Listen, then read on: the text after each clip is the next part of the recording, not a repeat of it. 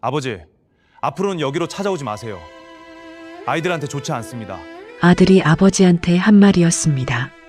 아내 수술비 마련하느라 40년 양복점을 팔고 사채까지 끌어다 쓰고 그래도 아내를 못 살린 72살 아버지가 사채업자한테 쫓겨 아들 집초인종을 눌렀더니 돌아온 대답이 이거였어요. 문틈으로 얇은 봉투 하나 내밀고는 철컥 잠금 장치를 걸어버렸습니다. 안에서 손주가 할아버지 왔냐고 묻자 아들은 택배였다고 거짓말했어요. 딸도 마찬가지였습니다. 빚쟁이 아버지가 왔다는 소문나면 이혼당한다며 제발 가라고 했죠. 그날 밤 갈 곳을 잃은 아버지의 발걸음은 서울역 지하도에서 멈췄고 아내 영정사진 하나를 품에 안은 채 노숙자가 됐습니다. 그런데 이 버려진 아버지가 2년 뒤 자식들이 무릎 꿇고 매달리게 만듭니다. 대체 무슨 일이 있었던 걸까요? 사연 시작 전 구독과 좋아요를 눌러주시면 그곳에 좋은 일들만 가득하시기를 바라겠습니다. 사연 시작합니다. 안녕하세요. 저는 72살 재단사 박태수입니다. 거창한 사람이 아닙니다. 서울 변두리 골목 간판 페인트가 반쯤 벗겨진 작은 건물 1층에서 40년 넘게 태수 양복점이라는 간판을 달고 살아온 그냥 바느질밖에 모르는 늙은이입니다. 기성복 시대가 오면서 하루에 손님 한 명 올까 말까 한 날이 태반이었지만 저는 매일 아침 6시에 일어나 작업대를 닦고 재봉틀에 기름을 치며 하루를 시작했습니다. 작업대 위에는 수십 년간 써서 손잡이가 닳아 반들거리는 재단 가위가 놓여 있었고 벽에는 제가 만든 양복 사진들이 빛바랜 채 걸려 있었습니다. 그런 제게 딱 하나 사치가 있었습니다. 아내가 끓여주는 보리차 한 잔이었죠. 점심때쯤 되면 아내는 어김없이 양은 쟁반에 보리차를 올려 작업실로 내려왔습니다. 찻잔을 내밀 때면 거칠어진 손등이 보였지만 얼굴에는 늘 따스한 미소가 걸려 있었습니다. 당신 또 점심 거르려고 그러죠? 이거라도 마시고 하세요. 알았어. 이것만 마무리하고. 맨날 이것만 하면서 밥을 안 먹으니 살이 이렇게 빠지지. 국이라도 끓여 올릴까요? 여보, 당신이 끓여주는 보리차면 충분해. 세상에 이보다 좋은 보약이 어딨어. 아내는 픽 웃으며 제 어깨를 가볍게 쳤습니다.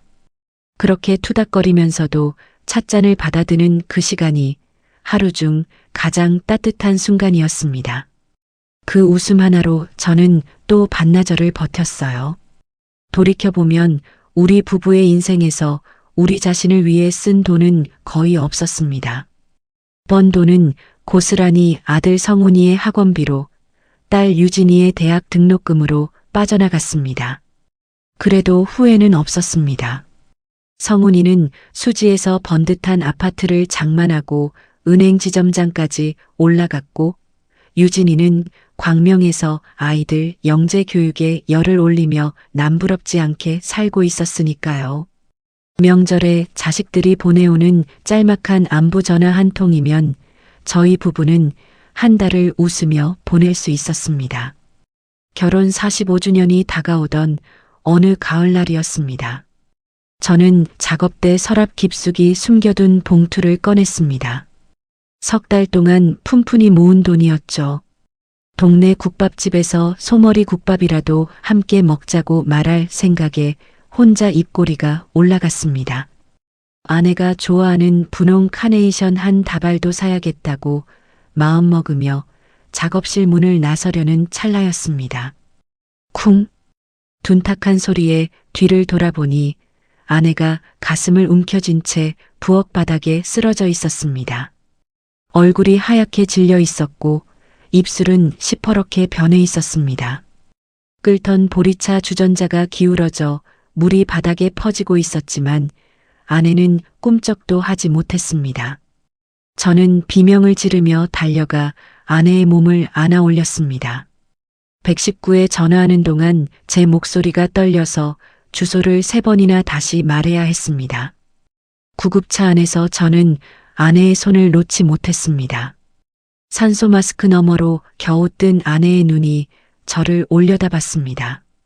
그 눈빛이 미안하다고 말하는 것 같아서 저는 고개를 세차게 저었습니다. 괜찮아, 여보. 다 괜찮을 거야. 내가 여기 있잖아.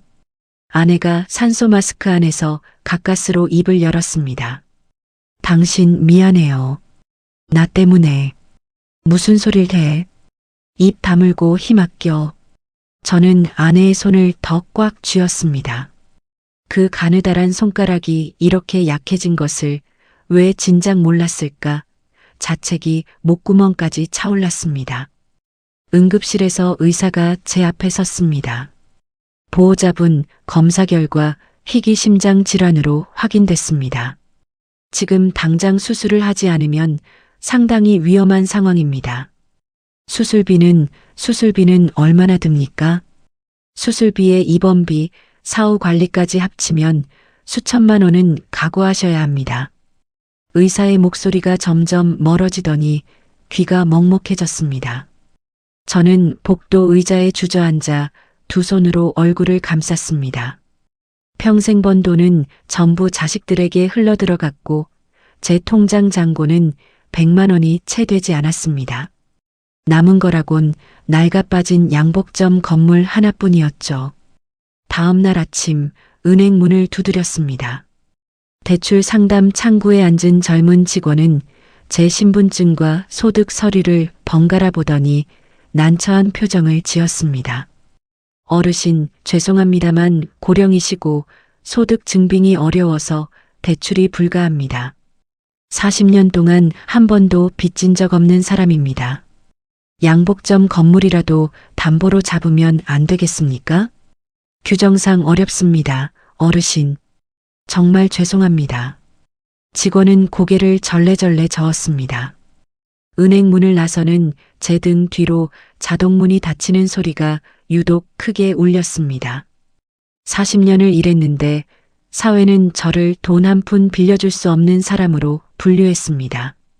결국 저는 40년 피땀이 밴 양복점을 재개발업자에게 넘겼습니다. 시세의 반도 안 되는 값이었지만 저는 이를 악물고 도장을 찍었습니다. 이 가위로 수만 벌의 옷감을 잘랐는데 정작 제 인생의 실밥을 푸는데 쓰이게 될 줄은 몰랐습니다.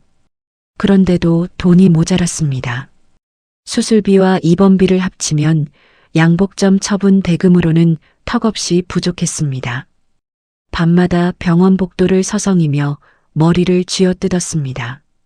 중환자실 유리창 너머로 온몸에 관을 꽂은 채 누워있는 아내를 볼 때마다 심장이 쥐어짜이는 것 같았습니다.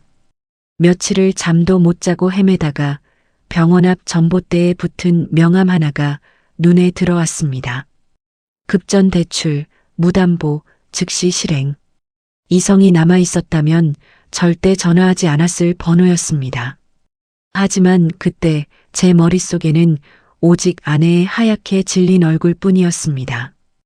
허름한 사무실에서 마주 앉은 남자는 두꺼운 금목걸이를 매만지며 서류를 내밀었습니다. 어르신, 여기 도장만 찍으시면 오늘 당장 현금으로 드립니다. 대신 이자는 좀 셉니다. 아내가 지금 중환자실에 있습니다. 얼마든 내겠습니다. 남자는 씩 웃더니 서류를 한 장 더 꺼냈습니다. 10달만 지나면 원금의 3배가 넘는 이자율이었습니다. 하지만 저는 고개를 떨군 채 엄지손가락에 빨간 인주를 묻혀 서류 끝에 지장을 찍었습니다. 손도장을 찍는 그 짧은 순간 제 평생의 자존심이 바스러지는 소리가 귓속에서 울렸습니다. 돈을 마련해 수술은 진행됐습니다. 중환자실에서 아내의 손을 잡고 있으면 가느다란 심장 모니터 소리가 규칙적으로 울렸습니다. 그 작은 삐소리 하나하나가 제겐 기적처럼 느껴졌어요. 아내의 손가락이 미세하게 제 손을 쥐는 것 같았고 저는 그 힘없는 악력에 매달려 내일을 그렸습니다. 이틀 뒤 새벽이었습니다. 삐. 길고 평평한 경고음이 중환자실을 가득 채웠습니다. 간호사들이 달려오고 의사가 뛰어들어왔지만 심장 모니터 위의 초록선은 더 이상 산을 그리지 않았습니다. 저는 아내의 차가워져가는 손을 놓지 못한 채 소리 없이 입만 벌렸다 닫았다를 반복했습니다. 울음조차 나오지 않았습니다. 제 안에 무언가가 아내와 함께 꺼져버린 것 같았죠. 장례식장은 쓸쓸했습니다. 성훈이와 유진이가 왔지만 두 아이의 시선은 제가 아니라 장례비용 청구서 위에 머물러 있었습니다. 성훈이는 영수증을 들여다보며 미간을 찌푸렸고 계산기를 두드리더니 한숨을 내쉬었습니다. 아버지, 이 장례비 정산은 어떻게 하실 건지 좀 알아야 되지 않겠습니까? 유진이도 옆에 선 남편과 뭔가를 속닥이다가 끼어들었습니다. 오빠 말이 맞아요, 아버지. 우리도 형편이 넉넉한 게 아니라서요. 엄마의 관 앞에서조차 눈물보다 계산이 먼저인 자식들을 보면서 저는 가슴 한가운데가 칼로 도려내지는 것 같았지만 차마 입을 열 수가 없었습니다. 그저 고개만 끄덕였습니다. 빈소를 지키며 혼자 앉은 새벽 아내의 영정 속 미소가 유독 환하게 느껴졌습니다. 저는 영정 앞에 보리차 한 잔을 올려놓고 입술을 꾹 깨물었습니다. 여보, 미안해. 끝내 국밥 한 그릇 못 사줬어. 카네이션도 못 사줬고. 그 말이 텅 빈 빈소 안에서 메아리처럼 맴돌았습니다. 아무도 대답하지 않는 그 정막 속에서 저는 비로소 제 인생의 유일한 빛이 완전히 꺼져버렸음을 깨달았습니다. 그리고 이제 그 빛이 사라진 자리에 사채업자들의 어둠이 성큼 다가오고 있었습니다.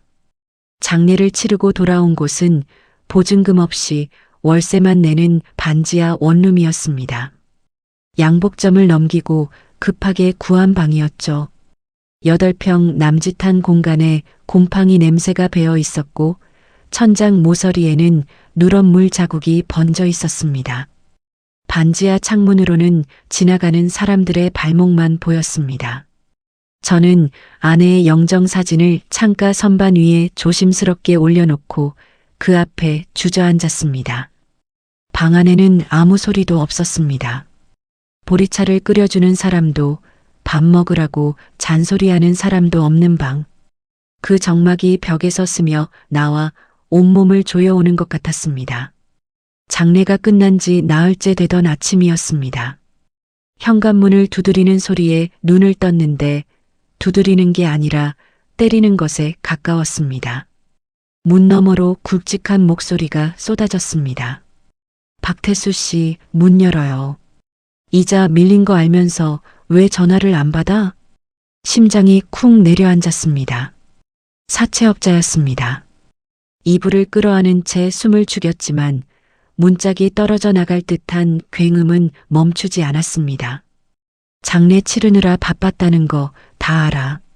근데 그건 그거고 돈은 돈이야. 이자가 하루하루 붙고 있어, 알아? 한 명이 아니었습니다. 또 다른 목소리가 끼어들었습니다. 문 안 열면 집주인한테 연락한다. 직장 있으면 직장으로도 갈 수 있어. 각서에 다 적혀 있잖아. 도망가봤자 소용없어.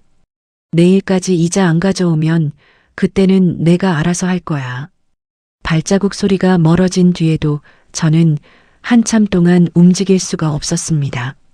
손이 떨려서 이불자락을 쥐고 있는 제 손가락 마디가 하얗게 변해 있었습니다. 아내를 살리려고 찍은 도장이 이제 저를 죽이러 오고 있었습니다. 그날 밤 천장에 물자국을 멍하니 올려다보며 생각했습니다.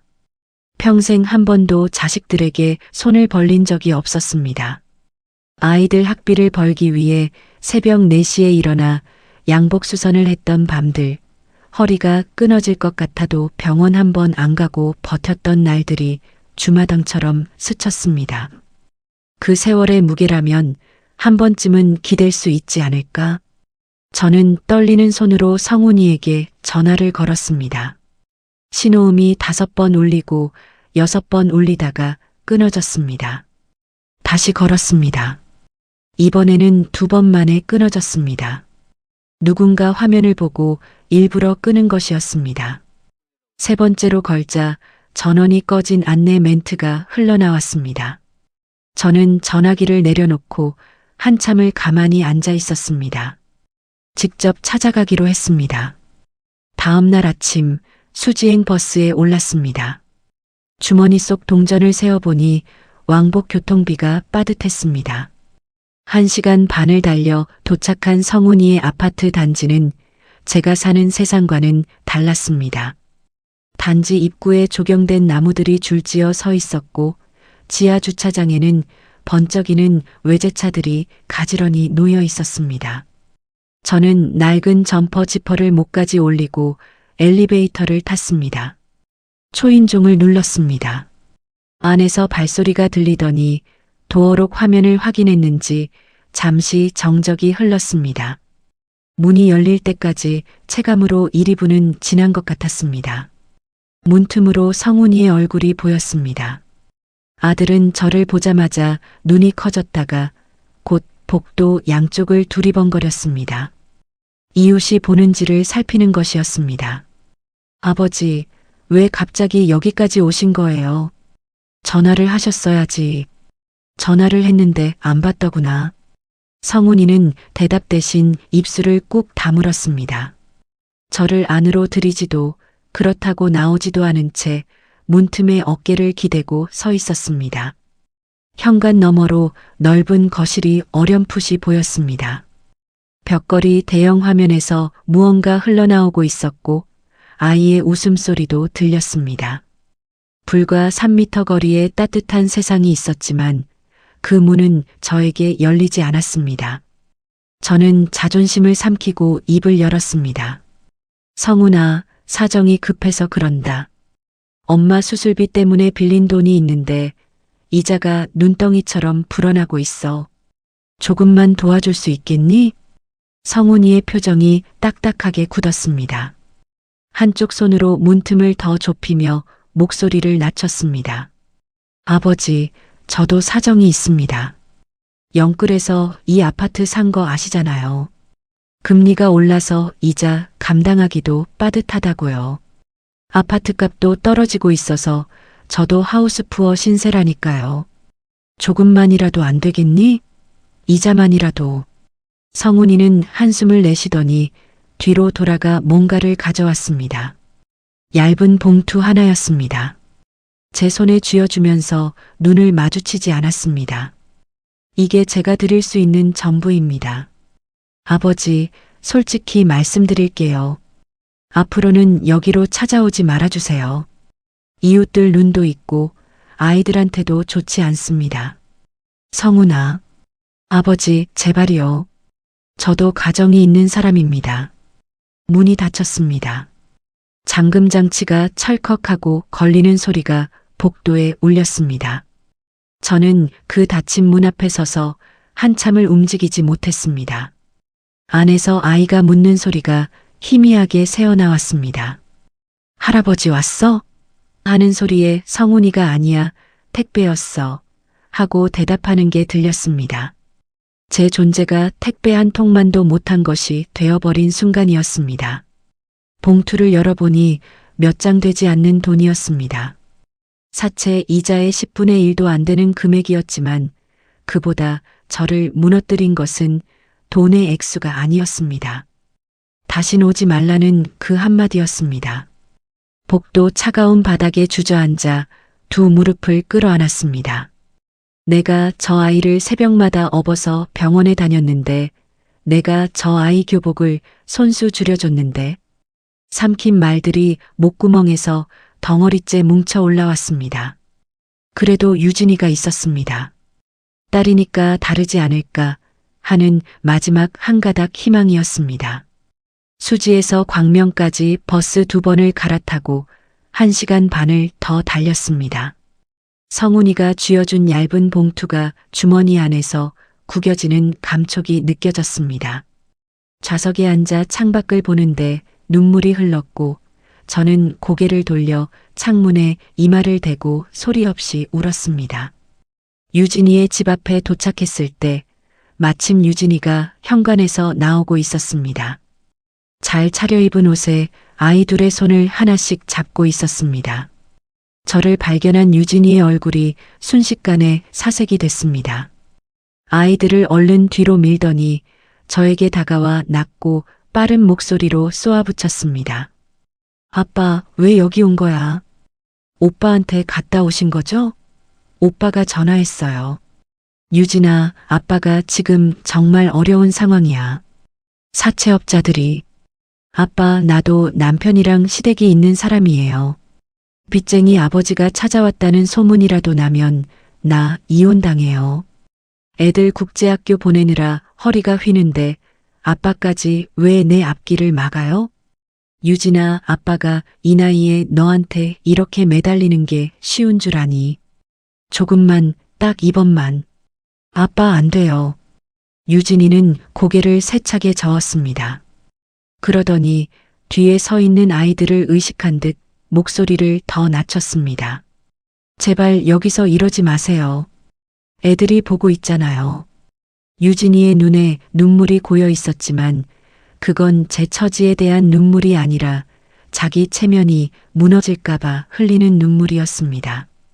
딸의 그 눈을 보는 순간 저는 아무 말도 할 수가 없었습니다. 고개를 돌려왔던 길을 되돌아갔습니다. 뒤에서 유진이가 뭔가를 더 말했지만 귀에 들어오지 않았습니다. 버스 안에서 저는 창밖을 보지도 눈을 감지도 못한 채 좌석 손잡이만 쥐고 있었습니다. 제 자식들에게 저는 아버지가 아니라 치워버리고 싶은 짐덩어리였습니다. 45해를 갈아 넣은 양복점도 없고 평생의 반려자도 없고 이제 자식마저 없는 사람. 그게 바로 저였습니다. 해가 진 뒤 월세방에 도착했을 때 골목 입구에서 저는 걸음을 멈춰야 했습니다. 제 짐이 골목에 나와 있었습니다. 낡은 이불과 옷가지들이 쓰레기 봉투와 함께 아무렇게나 쏟아져 있었고 방문 앞에는 자물쇠가 바뀌어 있었습니다. 집주인이 붙여놓은 종이에는 밀린 월세석 달분을 내라는 글이 적혀 있었습니다. 사채업자들이 찾아와 난동을 부렸다는 이웃의 한마디가 겹쳐지며 모든 것이 이해됐습니다. 쏟아진 짐 사이를 뒤졌습니다. 손에 잡히는 것은 하나뿐이었습니다. 아내의 영정사진이었습니다. 액자 유리에 금이 가 있었습니다. 나머지 짐들, 아내가 입던 낡은 외투며 제 작업 도구들이 쓰레기 더미 위에 뒤섞여 있었지만 챙길 여력이 없었습니다. 저는 영정사진 하나만을 가슴에 꼭 안고 일어섰습니다. 갈 곳이 없었습니다. 정처 없이 걸었습니다. 12월의 바람이 점퍼 사이로 파고들었습니다. 골목에서 큰 길로, 큰 길에서 또 다른 골목으로 얼마나 걸었는지 모릅니다. 발끝의 감각이 사라질 무렵 발이 멈춘 곳은 서울역 지하도였습니다. 콘크리트 바닥에 골판지를 깔고 누워있는 사람들이 보였습니다. 누군가는 신문지를 덮고 웅크리고 누군가는 빈 소주병을 끌어안고 잠들어 있었습니다. 그 옆에 빈 공간이 하나 있었습니다. 저는 그 자리에 천천히 주저앉았습니다. 영정사진을 무릎 위에 올려놓고 고개를 떨궜습니다. 여보, 우리가 이렇게 되고 말았어. 차가운 바닥에서 올라오는 한기가 엉덩이부터 등줄기까지 번져갔습니다. 주변에서 코 고는 소리, 기침 소리, 어디선가 흘러나오는 알 수 없는 신음소리가 뒤섞여 들렸습니다. 저는 눈을 감았지만 잠이 올 리가 없었습니다. 40년 동안 재봉틀 앞에 앉아 성실하게 살아온 사람의 결말이 서울역 지하도라니. 이건 제 인생이 아닌 것 같았습니다. 그런데 품에 안긴 영정사진의 차가운 유리 감촉이 이것이 현실임을 잔인하게 확인시켜주고 있었습니다. 서울역 지하도에서의 첫밤이 지나고 눈을 떴을 때 저는 발이 이상하게 시리다는 것을 느꼈습니다. 고개를 들어 발끝을 보니 신발이 없었습니다. 잠든 사이에 누군가 벗겨간 것이었죠. 양말 한 켤레만 남은 맨발로 콘크리트 위에 서는 순간 발바닥으로 올라오는 12월의 냉기가 뼛속까지 파고들었습니다. 양복점에서 일할 때는 고급 구두를 신고 다니던 발이었습니다. 옆자리에 골판지를 깔고 누워있던 수염이 덥수룩한 남자가 저를 올려다보며 말했습니다. 여기서는 신발 신고 자면 안 돼. 베개처럼 깔고 자야지. 첫날이지? 저는 대답 대신 고개만 끄덕였습니다. 그 남자는 코웃음을 치더니 다시 눈을 감았습니다. 익숙해져. 어차피 여기선 다 빼앗겨. 그날부터 저는 노숙자가 되었습니다. 말이 아니라 몸으로 배우는 지옥이었습니다. 굶주림이 첫 번째 적이었습니다. 서울역 무료 급식소가 있다는 말을 들었지만 줄이 워낙 길어서 도착했을 때는 이미 배식이 끝난 뒤였습니다. 옆에서 같이 허탕을 친 할머니 한 분이 혀를 찼습니다. 여기 급식 받으려면 아침 7시 전에 줄 서야 해요. 몇 년째 이러고 사니까 내가 알지. 몇 년이요? 올해로 4번째 겨울이에요. 처음에는 나도 일주일만 버티면 되겠지 싶었는데 할머니는 마른 입술로 쓴웃음을 짓더니 터벅터벅 걸어갔습니다. 그 뒷모습을 보며 저는 등골이 서늘해졌습니다. 4년이라니. 여기서 4년을 보낸 사람이 있다니. 이틀을 굶고 사흘째 되던 날 저는 편의점 옆 쓰레기통 앞에 서 있었습니다. 버려진 삼각김밥 봉지 안에 반쪽이 남아있는 게 보였습니다. 손을 뻗다가 멈췄습니다. 72해를 살면서 남이 먹다 버린 것에 손을 댄 적이 한 번도 없었습니다. 하지만 위장이 쥐어짜이듯 경련을 일으키자 저는 눈을 질끈 감고 그 봉지를 집어들었습니다. 차가운 밥알을 씹어 삼키는 동안 수치심이 목구멍에 걸려 함께 넘어갔습니다. 그때 편의점 안에서 직원이 창문 너머로 저를 쳐다보는 눈빛이 느껴졌습니다. 저는 고개를 숙이고 빠른 걸음으로 그 자리를 벗어났습니다. 두 번째 적은 추위였습니다. 12월의 밤바람은 얇은 점퍼 따위는 장난감 취급을 했습니다. 특히 새벽 서너 시쯤이면 바람이 지하도 안까지 쏟아져 들어왔고 온몸이 떨려서 이가 서로 부딪히는 소리가 제 귀에도 들렸습니다. 버텨야 했습니다. 죽을 수는 없었습니다. 적어도 아내의 영정사진을 이 바닥에 내팽개치고 갈 수는 없었으니까요. 머리가 아니라 몸이 먼저 움직였습니다. 길 건너 공사장 가림막 옆에 찢어진 방수포 한 장이 버려져 있었습니다. 두꺼운 비닐 조각 몇 개도 주웠습니다. 그리고 길바닥 배수구 틈에 녹슨 바늘 하나가 끼어 있는 것을 발견했을 때 저는 무릎을 꿇고 집어들었습니다. 손에 잡히는 순간 40년 동안 바늘을 쥐어왔던 손가락 근육이 저도 모르게 제 위치를 기억해냈습니다.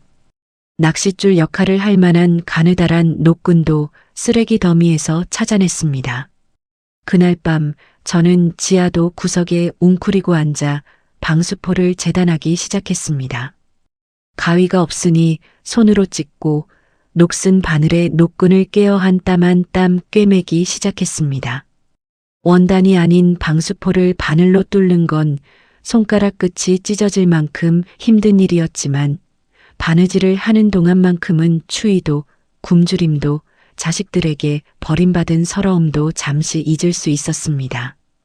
동이틀 무렵 방수포 한 장이 제 몸통에 꼭 맞는 조끼 형태로 변해 있었습니다. 비닐을 안감으로 대고 바깥쪽에 방수포를 덧댄 이중 구조였습니다. 주변 노숙자들이 그 모습을 보고 비웃었습니다. 할아버지, 뭐 하는 거야? 쓰레기 봉투 뒤집어 쓴 줄 알겠네. 추워서 기운 건데 그렇게 웃긴가. 안 웃기면 뭐가 웃기겠어. 웃음소리에 귀가 뜨거워졌지만 그날 밤 새벽 바람이 불어왔을 때 비웃던 사람들이 떨고 있는 동안 저만 덜 떨었습니다. 허접하게 생겼어도 바람만큼은 확실하게 막아주었으니까요. 40년 경력의 재단사가 만든 방수포 조끼는 모양은 엉망이어도 기능만큼은 완벽했습니다. 다음 날 아침 신발을 빼앗긴 날 조언을 해주었던 수염난 남자가 다가왔습니다. 할아버지, 그거 어디서 산 거야? 안 춥다며? 내가 만들었어. 거짓말. 이거 바느질이 장난이 아닌데. 양복점을 40년 했어. 이 정도는 일도 아니야. 남자는 고개를 갸웃거리더니 자기 찢어진 잠바도 좀 기워달라고 했습니다. 저는 바늘과 노끈을 꺼내 해진 부분을 꿰매 주었습니다. 5분도 안 걸렸습니다. 남자는 기워진 잠바를 들여다보더니 고맙다며 주머니에서 꾸깃꾸깃한 빵 한 조각을 건넸습니다. 그 빵이 사흘 만에 먹는 첫 끼니 다운 끼니였습니다. 며칠 뒤 따뜻한 바람이 올라오는 지하철 환풍구 자리를 찾아갔습니다. 그곳은 노숙자들 사이에서 금싸라기 자리였습니다. 먼저 자리를 잡고 있던 덩치 큰 사내 셋이 저를 보더니 인상을 찌푸렸습니다. 여기 자리 임자 있어. 꺼져. 잠깐만 좀 있겠습니다. 발이 얼어서. 대답 대신 주먹이 날아왔습니다. 얼굴을 맞고 넘어진 저를 발로 걷어찼습니다. 갈비뼈 쪽이 욱신거렸고 입안에서 피맛이 났습니다. 저는 그 자리에서 기어 나오듯 빠져나와 다시 지하도 구석으로 돌아왔습니다. 아내의 영정을 품에 안고 웅크린 채 부어오른 볼을 손등으로 닦았습니다. 그렇게 한 달쯤 지났을 무렵이었습니다. 의류수거함 근처를 지나다가 봉투 하나가 터져서 흩어진 옷 무더기를 발견했습니다. 주워보니 놀라운 것들이었습니다. 찢어지고 단추가 떨어져 나갔지만 만져보면 알 수 있었습니다. 40년 동안 원단을 만져온 제 손은 거짓말을 하지 않았습니다. 이건 좋은 원단이었습니다. 부유한 동네 사람들이 조금 손상되었다고 버린 옷들이었죠. 그날 밤부터 저는 방수포 조끼 위에 그 1000조각들을 한 땀 한 땀 덧대기 시작했습니다. 양복 소매에서 뜯어낸 모직 조각이 왼쪽 가슴에, 코트 뒷판에서 오려낸 캐시미어 조각이 오른쪽 어깨에 올라갔습니다. 전혀 다른 색상과 무늬의 천들이 이어 붙여지는 모양새가 기괴했지만 바느질만큼은 한치의 흐트러짐 없이 정교했습니다. 바느질을 하는 동안 아내에게 새 옷을 해주겠다며 야근하던 밤들이 떠올랐습니다. 그때와 같은 집중, 같은 손끝의 감각이었습니다. 다른 것은 아내가 곁에 없다는 것뿐이었죠. 어느 날 오후 지하도 앞을 지나던 젊은이 둘이 제 앞에서 걸음을 멈추더니 제 옷을 유심히 들여다보았습니다. 할아버지, 그 옷 혹시 직접 만드신 거예요? 되게 독특하다. 그냥 추우니까 기운 거야. 이거 진짜 신기해요. 사진 한 장만 찍어도 될까요? 저는 어리둥절한 채로 고개를 끄덕였습니다. 젊은이들은 핸드폰을 꺼내 이리저리 각도를 바꿔가며 사진을 여러 장 찍어갔습니다. 이 바느질 좀 봐. 공장에서 한 것 같아. 할아버지 혹시 예전에 옷 만드는 일 하셨어요? 양복점을 했어. 오래전 일이지만. 대박, 진짜요? 젊은이들은 눈이 휘둥그레진 채 서로를 쳐다보더니 고맙다는 인사를 하고 가버렸습니다. 이해할 수 없었습니다. 생존을 위해 기운 쓰레기 같은 옷을 왜 저렇게까지 신기해하는 건지. 하지만 그 순간 신경 쓸 겨를이 없었습니다. 그 무렵 저는 제대로 먹지 못한 지 오래여서 몸이 서서히 무너지고 있었기 때문입니다. 손톱이 갈라지고 잇몸에서 피가 나기 시작했습니다. 고열이 시작됐습니다. 온몸이 불덩이처럼 뜨거워졌다가 다시 한기의 사시나무처럼 떨리기를 반복했습니다. 의식이 오락가락하는 사이로 아내의 얼굴이 보였습니다. 보리차 쟁반을 들고 웃으며 걸어오는 모습이었습니다. 손을 뻗었지만 잡히지 않았습니다. 그러다 문득 성훈이의 어린 시절 얼굴이 나타났습니다. 아빠 하고 부르며 제 다리에 매달리던 5살짜리 아들이었습니다. 유진이의 초등학교 졸업식 때 제 손을 잡고 환하게 웃던 얼굴도 스쳐갔습니다. 환영 속에 유진이가 입을 열었습니다. 아빠, 나 졸업장 받았어. 저는 손을 뻗으며 중얼거렸습니다. 그래, 잘했어, 우리 유진이. 아빠가 자랑스럽다. 하지만 손끝에 잡히는 것은 없었습니다. 환영은 연기처럼 흩어졌고 남은 것은 땀에 젖은 골판지와 제 거친 숨소리뿐이었습니다. 여보, 나 좀 데려가. 여기 너무 춥고 무서워. 열이 가시지 않은 어느 밤이었습니다. 인적이 끊긴 뒷골목을 비틀거리며 걷고 있었는데 어둠 속에서 웃음소리가 들려왔습니다. 술에 취한 젊은 녀석 서너 명이었습니다. 야, 저거 봐. 쓰레기 할아버지다. 냄새 죽이는데? 한 녀석이 제 앞을 가로막았습니다. 할아버지, 돈 있어? 용돈이나 좀 주지.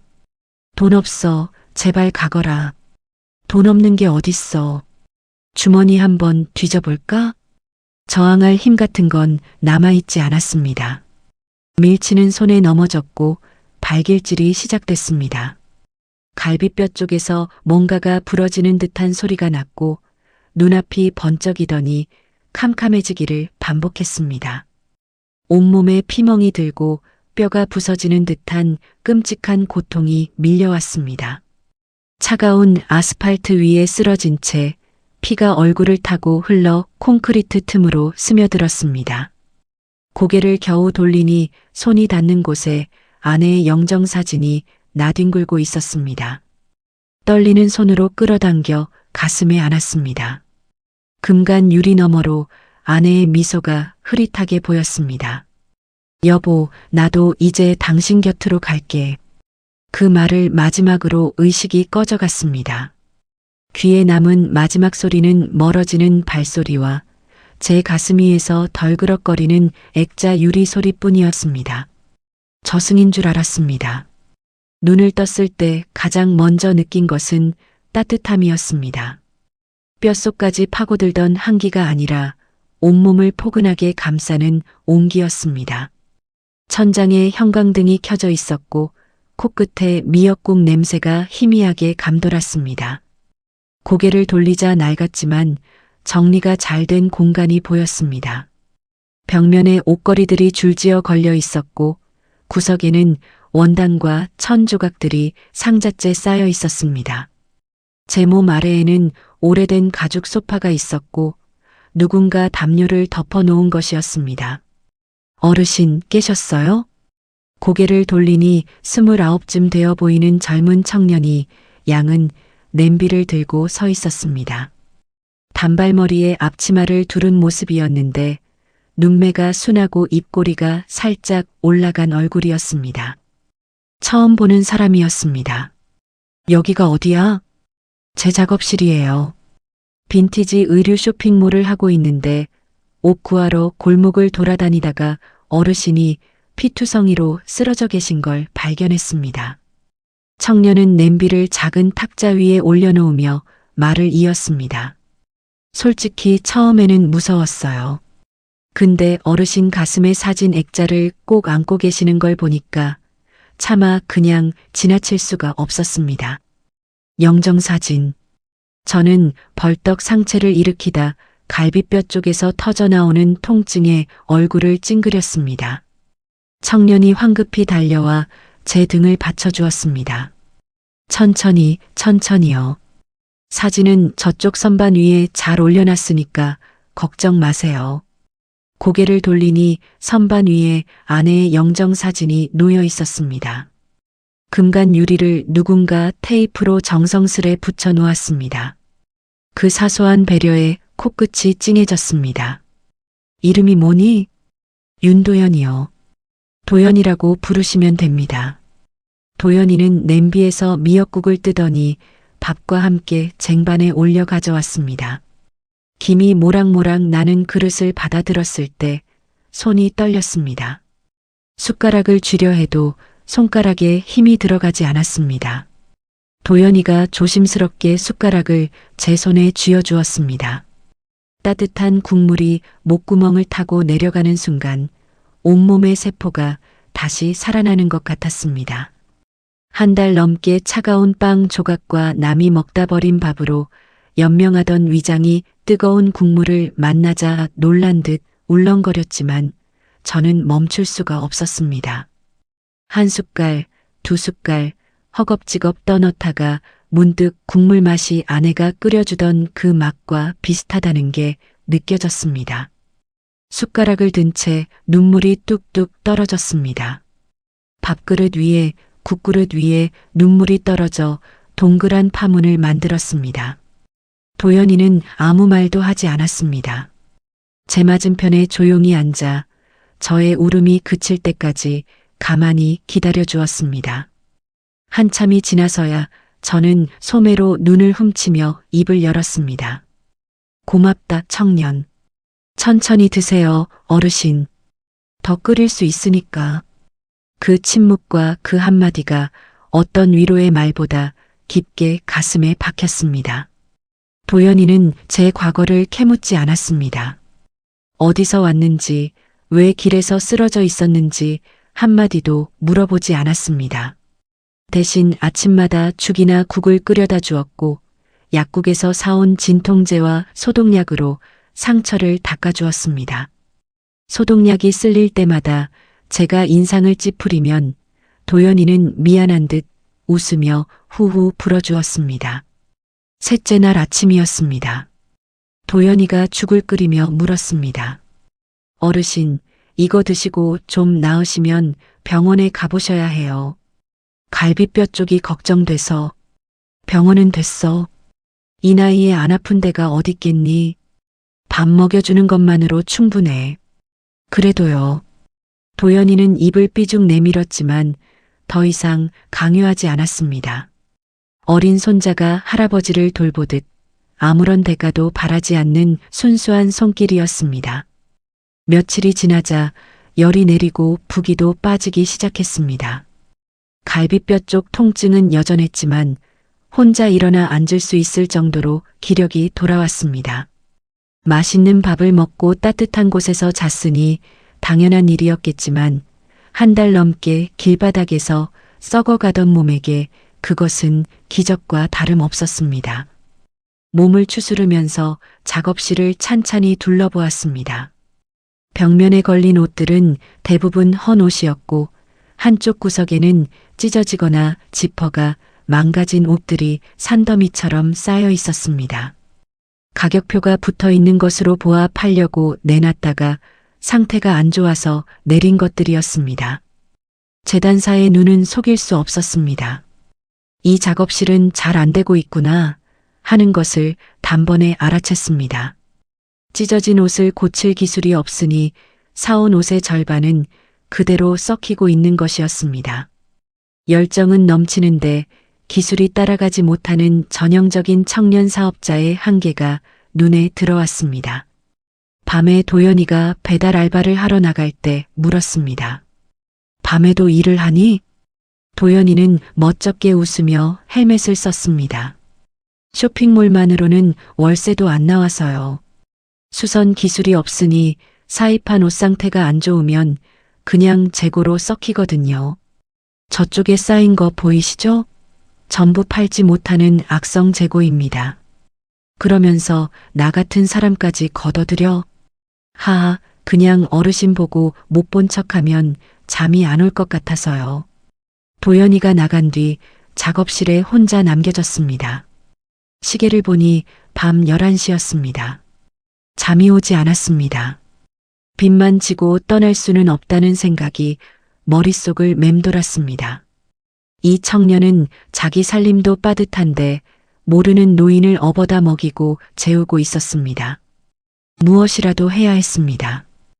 그때 작업실 구석에서 먼지가 쌓인 물건 하나가 눈에 들어왔습니다. 공업용 재봉틀이었습니다. 천을 씌워 놓아 한동안 쓰지 않은 게 분명했습니다. 전 주인이 두고 간 것인지 도연이가 쓰려다 포기한 것인지 모르겠지만 제 눈에는 그것이 온 세상보다 반갑게 보였습니다. 저는 조심스럽게 일어나 그 앞으로 걸어갔습니다. 천을 걷고 의자에 앉았습니다. 발로 페달을 살짝 밟았습니다. 드르르르. 재봉틀이 살아 있었습니다. 그 소리를 듣는 순간 심장이 벅차올랐습니다.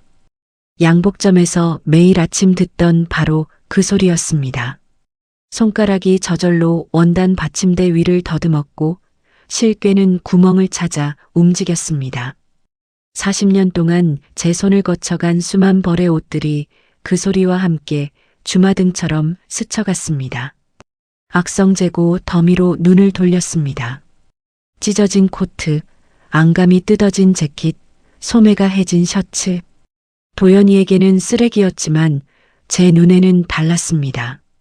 찢어진 자리를 어떻게 이으면 되는지, 어떤 원단을 어디에 덧대면 살아나는지가 한눈에 보였습니다. 첫 번째 재킷을 작업대 위에 올렸습니다. 가위로 해진 부분을 도려내고 다른 옷에서 떼어낸 원단 조각을 맞대었습니다. 서울역에서 방수포를 기우며 터득한 패치워크 기법과 40년 양복 테일러링 기술이 손끝에서 만났습니다. 전혀 다른 질감의 천들이 한치의 오차 없이 연결되었고 기운 자리가 오히려 디자인의 일부처럼 보이게 만들었습니다. 멈출 수 없었습니다. 한 벌이 끝나면 다음 옷을 집어들었고 그 다음 옷을 또 집어들었습니다. 바늘 끝에 실을 꿰는 감각, 재봉틀 위로 원단이 미끄러지는 속도, 시침핀을 물고 천의 결을 살피는 손길. 모든 것이 제 몸에 새겨져 있었습니다. 세 번째 옷을 끝낼 때쯤 제 입가에 미소가 번졌습니다. 40년 동안 한 번도 잊어버린 적 없는 손이었습니다. 다섯 번째 옷을 마무리할 때는 콧노래까지 나왔습니다. 아내가 좋아하던 옛 노래였습니다. 밤을 새우면서도 피곤한 줄을 몰랐습니다. 오히려 잃어버렸던 내가 한 땀 한 땀 되살아나는 것 같았습니다. 동틀 무렵 10벌의 옷이 완성되어 있었습니다. 저는 완성된 옷들을 마네킹과 행거에 하나씩 걸어 놓았습니다. 한 발짝 뒤로 물러서서 바라보았습니다. 찢어지고 버림받았던 옷들이 세상에 하나뿐인 새로운 옷으로 다시 태어나 있었습니다. 허리를 꼿꼿이 편 채 그 모습을 바라보고 있자니 가슴 한가운데에서 뭔가 뜨거운 것이 차올랐습니다. 저는 아직 살아 있었습니다. 제 손은 아직 무언가를 만들어낼 수 있었습니다. 조용히 소파로 돌아가 눕는 순간 현관에서 열쇠 돌아가는 소리가 들렸습니다. 도연이가 헬멧을 벗으며 들어오다가 행거 앞에서 멈춰 섰습니다. 한 발짝도 움직이지 못하고 입을 벌린 채 서 있었습니다. 그러더니 천천히 옷 하나를 손으로 만지며 고개를 돌려 저를 바라보았습니다. 어르신, 이거 어르신이 하신 거예요? 잠이 안 와서. 은혜를 갚을 길이 이것밖에 없었어. 도연이는 재킷 하나를 들어 올려 이음새를 들여다보았습니다. 그러더니 뒤집어서 안감까지 확인했습니다. 손이 떨리고 있었습니다. 이건 단순한 수선이 아니에요. 이게 어떻게 가능한 거예요? 이 이음새 좀 보세요. 기계로 한 것도 아닌데. 양복점을 40년 했으니까. 도연이가 저를 돌아보았습니다. 눈이 반짝이고 있었습니다. 그 반짝임은 놀라움을 넘어 경외에 가까운 것이었습니다. 한 벌 한 벌을 들어 올리며 믿을 수 없다는 듯 고개를 연신 내저었습니다. 어르신, 이건 마법이에요. 진짜 마법. 그 반짝이는 눈빛 속에서 저는 오랫동안 잊고 있던 것을 되찾았습니다. 쓸모. 성훈이도 유진이도 세상 그 누구도 알아봐 주지 않았던 제 가치를 이 29살짜리 청년이 알아본 것이었습니다. 길바닥에서 맨발로 쓰레기를 뒤지던 노숙자가 아니라 40년을 천과 바늘로 살아온 장인 박태수라는 이름이 다시 저에게 돌아온 순간이었습니다. 소파에 앉은 채 아내의 영정사진을 바라보았습니다. 금간 유리 너머로 아내가 웃고 있는 것 같았습니다. 도연이의 제안은 그 다음날 아침 밥상 위에서 나왔습니다. 어르신, 이 옷들을 제 쇼핑몰에 올려보면 어떨까요? 기획전처럼요. 이름은 할아버지의 낡은 옷장. 어때요? 저는 젓가락을 멈추고 도연이를 바라보았습니다. 진심이었습니다. 저 눈빛은 장난이 아니었습니다. 하지만 머릿속을 스치는 생각이 있었습니다. 내가 누구인데? 길바닥에서 쓰레기를 뒤지던 노숙자 출신인 제가 젊은이들 옷 장사에 끼어들면 오히려 이 청년에게 해가 되지 않을까? 도연아, 나 같은 사람이 묻으면 장사에 방해되지 않겠니?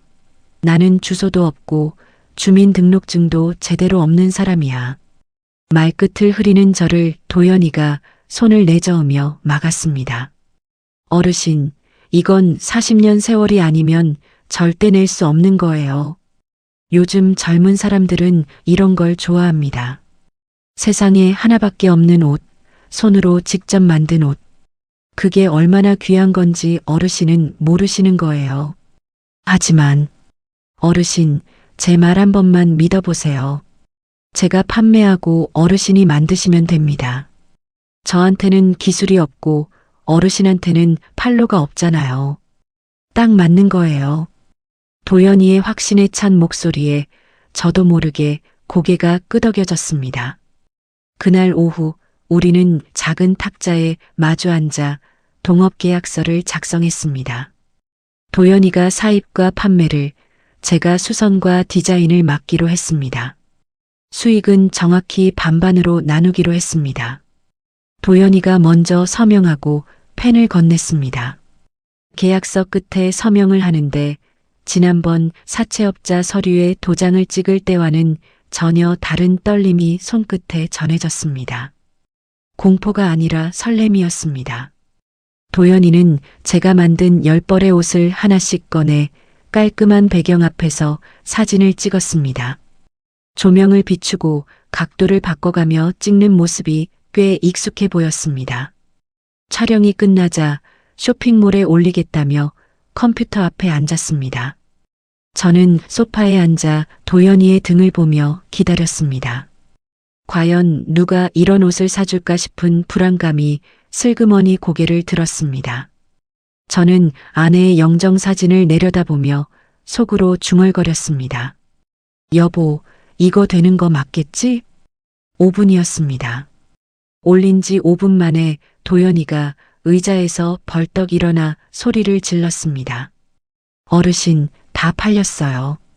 10벌 전부 다요. 뭐라고? 품절이에요, 품절. 주문이 한꺼번에 쏟아졌어요. 도연이가 달려와 저를 부둥켜 안았습니다. 젊은 청년의 팔에 안긴 채 저는 멍하니 컴퓨터 화면을 바라보았습니다. 주문 목록에 줄줄이 뜬 알림들이 현실인지 꿈인지 분간이 가지 않았습니다. 어르신, 어르신 손이 만든 거예요. 이거. 어르신이요. 도연이의 목소리가 울먹이고 있었습니다. 폐업 직전이던 쇼핑몰이 단 5분 만에 완판을 기록한 것이니 이 청년에게도 기적과 다름없었을 것입니다. 제 손이 만든 옷을 세상 누군가가 돈을 내고 사주었다는 사실이, 그 단순한 사실이 가슴을 뜨겁게 채웠습니다. 첫 정산이 이루어진 날, 도연이는 저를 동네 대중목욕탕에 데려갔습니다. 몇 달 만에 뜨거운 물에 몸을 담그자 때가 불어나며 피부가 한 겹씩 벗겨지는 것 같았습니다. 도연이가 등을 밀어주겠다며 이태리 타올을 끼고 다가왔을 때 저는 괜히 눈시울이 붉어졌습니다. 자식들도 해주지 않은 일을 피 한 방울 안 섞인 청년이 하고 있었으니까요. 목욕을 마치고 나오니 도연이가 미리 사둔 새 옷과 안경을 내밀었습니다. 어르신, 이제 수석 디자이너인데 그에 맞는 복장이 있어야죠. 깨끗한 셔츠에 단정한 바지를 입고 새 안경을 쓴 뒤 거울 앞에 섰습니다. 거울 속에 비친 사람이 낯설었습니다. 길거리의 먼지가 아니라 말끔하게 정돈된 한 사람의 어른이 거기 서 있었습니다. 저는 거울 속에 제 눈을 한참 들여다보았습니다. 거기에는 죽은 눈이 아니라 살아있는 눈이 있었습니다. 도연이가 옆에서 거울을 보며 엄지를 치켜 세웠습니다. 어르신, 완전 멋있으시다. 이게 진짜 어르신이에요. 저는 거울 속의 저를 보며 중얼거렸습니다. 여보, 나 좀 괜찮아 보이지? 도연이는 그 말을 듣고도 모른 척 해주었습니다. 참 기특한 청년이었습니다. 그날 이후로 매일이 전쟁처럼 바빴습니다. 도연이가 새벽부터 구제시장을 돌며 상태 좋은 헌옷을 떼어오면 저는 그것을 해체하고 재조립했습니다. 소매를 떼어 다른 몸판에 붙이고 서로 다른 원단의 색감과 질감을 조화시키며 한 벌 한 벌의 이야기를 담았습니다. 어떤 날은 남성 코트의 어깨 부분을 여성 재킷의 등판에 이었고 어떤 날은 청바지의 주머니를 떼어 셔츠 가슴에 새로운 포인트로 달았습니다. 같은 조합은 두 번 다시 나올 수 없었기에 제 손을 거친 옷은 세상에 단 하나뿐인 것이었습니다. 옷을 기울 때마다 아내에게 옷을 지어주던 기억이 떠올랐습니다. 생일마다 새 블라우스를 만들어주면 아내는 꼭 한번 입어보고는 너무 아까워서 못 입겠다며 옷장에 고이 넣어두곤 했죠. 그 추억이 바느질 한 땀 한 땀에 스며들었습니다. 입소문이 번지기 시작했습니다. 처음에는 서너 명이 주문하던 것이 10명이 되고 20명이 되고 어느새 하루에 감당할 수 없는 주문량이 밀려들었습니다. 젊은이들 사이에서 쓰이는 사회관계망 서비스에 제 옷 사진이 올라가면서 불이 붙은 것이었습니다. 해체해서 다시 조립한 옷의 독특한 느낌이 화제가 됐다는 도연이의 설명을 듣고도 저는 고개를 갸웃거렸습니다. 그 사회관계망 서비스라는 데서 우리 옷이 난리가 났어요. 어르신. 유명한 사람들이 사진을 올리면서 이게 뭐냐, 어디서 살 수 있냐고 댓글이 수백 개씩 달리고 있습니다. 찢어진 옷을 기워 입는 게 왜 멋있다는 건지 모르겠구나. 그게 바로 어르신만의 매력이에요. 노인네로서는 이해가 어려웠지만 주문은 계속 쏟아졌습니다. 작업실이 좁아졌습니다.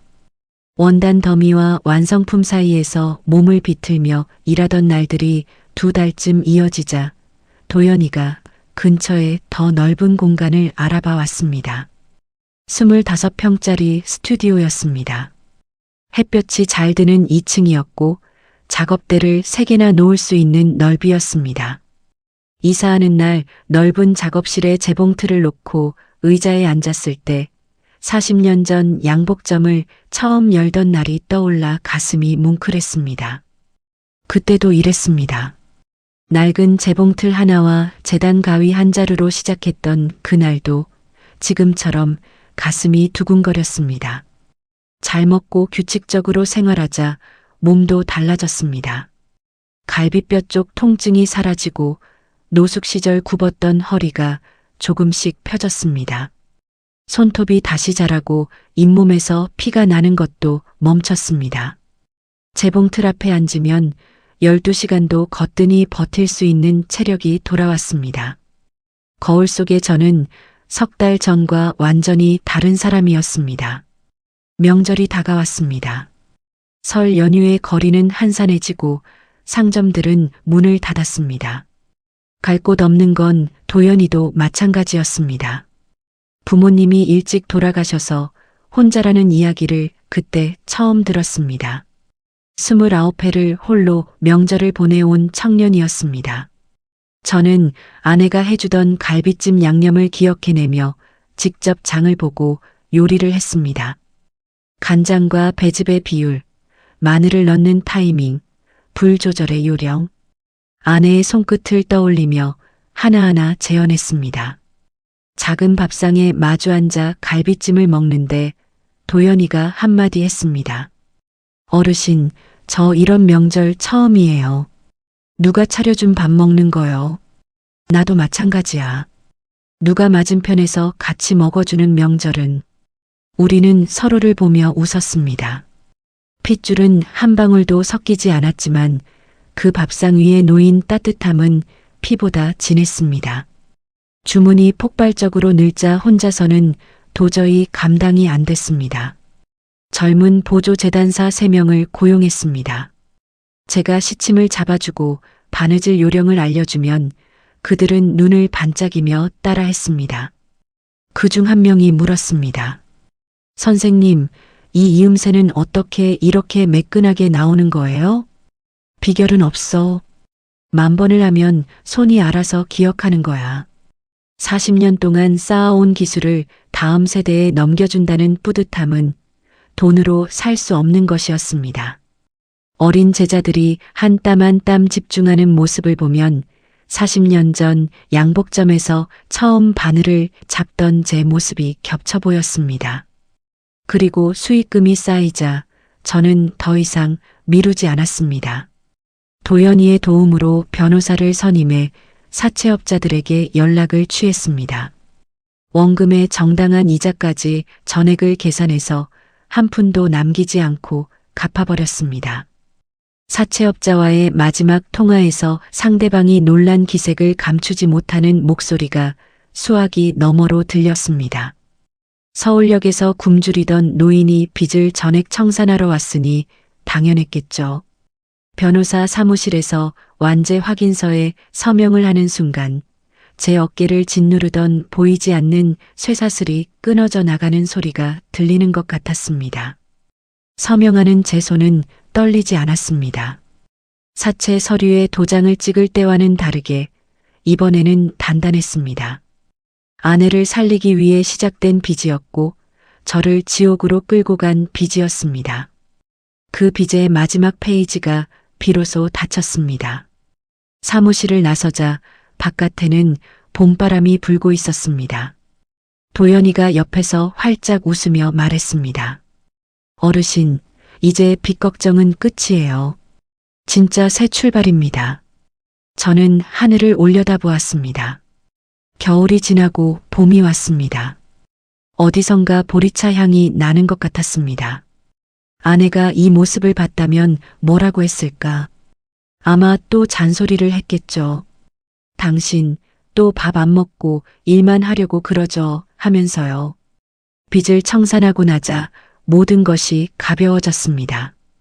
발걸음도 마음도 재봉틀을 밟는 발도요. 그리고 그 가벼워진 발걸음이 닿은 곳은 제가 상상도 못했던 세계였습니다. 봄이 지나고 여름이 왔을 무렵 도연이가 큰 소식을 가지고 왔습니다.